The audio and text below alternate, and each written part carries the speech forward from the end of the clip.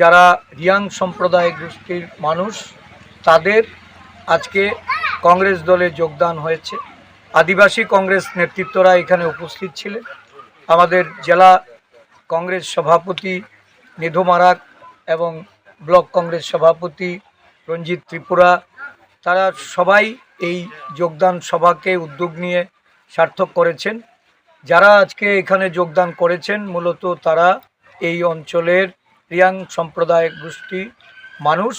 আমি তাদেরকে দলে স্বাগত জানাই, অভিনন্দন জানাই এবং আগামী দিন আদিবাসী কংগ্রেসকে শক্তিশালী করার জন্য তারা দলের হয়ে পরিশ্রম করবেন, কাজ করবেন।